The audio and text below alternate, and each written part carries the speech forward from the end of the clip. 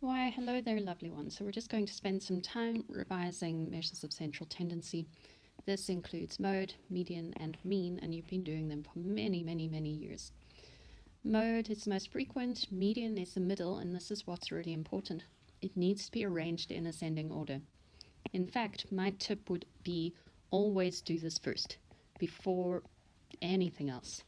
And by that I mean arrange it in ascending order. Then mean, we haven't been using this formula, but we have been doing this calculation. So this x with a little line at the top is called x bar, and it's the symbol we use to represent mean. As you know, sigma tells us that we need to add everything together, and this f of x is talking about all of the pieces of data. The n is talking about the number of sets of data. So I've got an example over here of a set of ungrouped data. We could allocate whatever story we like. It could be marks, it could be number of sweeties eaten. But like I said, the first thing we're going to do is arrange it into ascending order. Ascending order means from smallest to biggest, and that's what I've done over here. I like doing that because then it's easy for me to see the mode.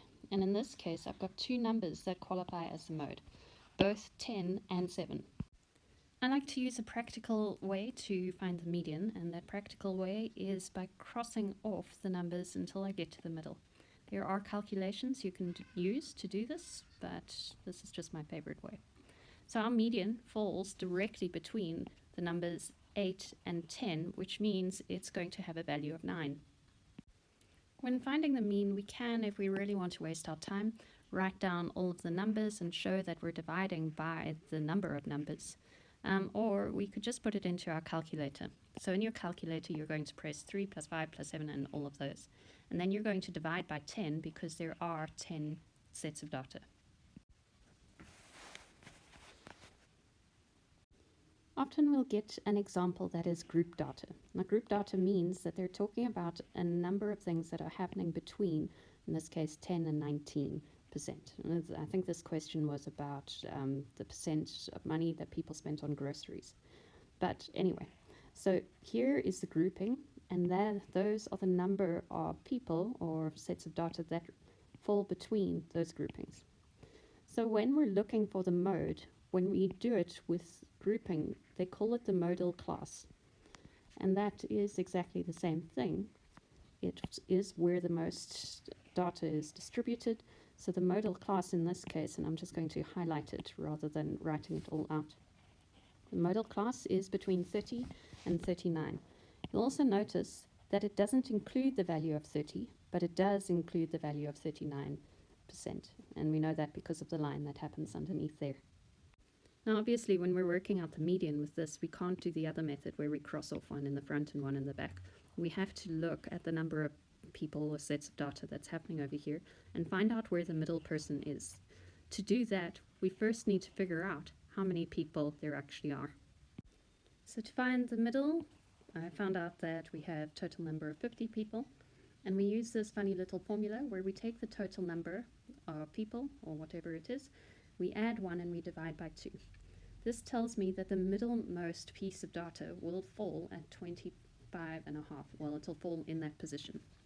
In other words, it's going to be the value directly between the 25th position and the 26th position, just like we had with the ungrouped data example. So in order to find those, we need to do something called the cumulative frequency. So that tells us, or maybe it's just easier to explain as we go. Over here, we know that there are 6 people between 10 and 19%. Cumulative frequency then tells us that there are 20 people between 10 and 29. So the maths I did behind that was I went 6 plus 14 is 20. Cumulative frequency tells us there is now 36 people between the values of 10% and 39%. Cumulative frequency tells us that there are now 45 people all the way up to 49%, and then whoopsie, made a mistake there. It's not 45, it's 47, which tells us that this is going to be 50. So our 25th and a half person is going to fit into this slot over here which means our median is once again in that class. So we write it as that answer. Now mean is actually a little bit more interesting because we can't go and add 10 and 19 to get 6 times or anything like that. So we actually need to find the midpoint of each one of these classes and use that to figure out what the mean is. I'm going to create, well, let's just put this, and we knew that that was cumulative frequency, and I'm going to put a little column over there, and we're going to call it the midpoint because that's exactly what we're going to find. Now, as you know, to find the midpoint of anything, we've got to add the two numbers together, 10 and 19, and then we divide by 2, and that will give us 14.5. And that's what will go over here, and we'll do that the whole way down. So now that we've done that, we're going to assume that all 6 people that fit into that first class got an answer or a percentage of 14.5. And the next 14 people got a percentage of 24.5, and so on.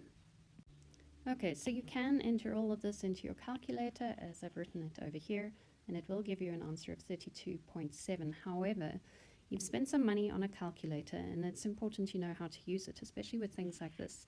The truth is, your calculator can do most of these calculations for you. So this is a link to another video which goes through how to do that.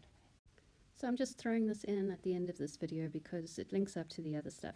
So histograms and frequency polygons, well, they're very closely connected, and I've taken this question from the Fabumaths Teacher's Guide. I think it was for grade 10. I'd have to go and check. But anyway, so their question contains that amount of information. I'm sure you can read, and they've gathered it all into a frequency table, and then they've drawn a histogram based on that. Now, the difference between a histogram and a frequency table, frequency polygon, they're drawn actually almost in exactly the same way, except the frequency polygon will have the midpoints of each of those bars connected. And because it is a polygon, we must also have, points on the x-axis. You would then use your ruler to connect all of those, which I have now done. So you can see the frequency polygon. Well, it looks like a polygon. And generally it's drawn on top of a histogram. A histogram is like a bar graph, except a histogram, the bars touch each other. Well, that's it from me for now. Much love.